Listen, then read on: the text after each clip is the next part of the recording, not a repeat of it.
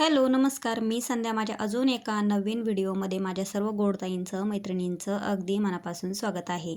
तर बघा, आज माझे इथं देवाचे जे भांडे आहे, 2 तांबे आणि ताट खूपच खराब झालेलं होतं.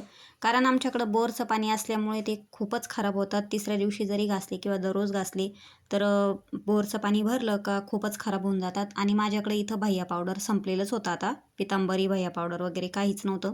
म्हणून मी इथं काय केलं, 2 चमचे मीठ घेतलं, त्याच्यात 1 लिंबू छान असं पिळून घेतलं.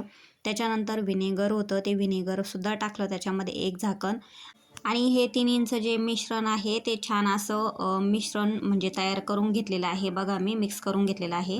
जे आहे व्हिनेगर, लिंबू आणि मीठ हे लिंबाच्या साहाय्याने त्या तांब्याला, ताटाला लावून घेतलं. म्हणजे पूर्णपणे असं त्या तांब्याने लिंबाने त्या दोन्ही तांब्याला आणि ताटाला सगळीकडून लावून घेतलं आणि थोडंसं भिजत ठेवलेलं आहे. म्हणजे भिजत जास्तीचं काही वेळ नाही, परंतु एक एक तांब्या घासेपर्यंत ते भिजलेलंच आहे, तुम्ही बघू शकता.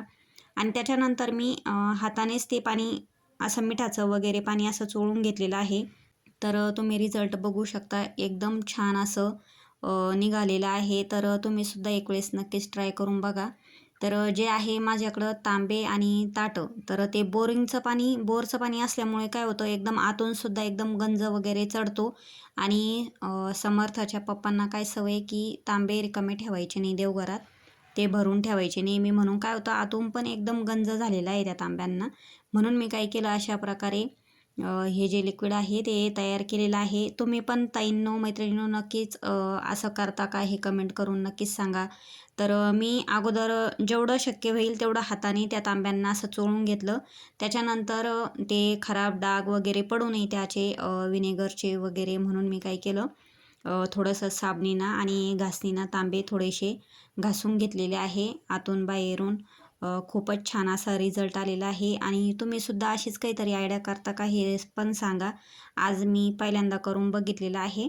कारण देवपूजेसाठी आता बाकीचे कामं तर नेहमीच होतात, परंतु बाकीच्या कामाकडं लक्ष दिलं की देवाचे जे तांबे, निरांजन्या, समई जे असतात ना, तर खूपच आपलं दुर्लक्ष होऊन जातं.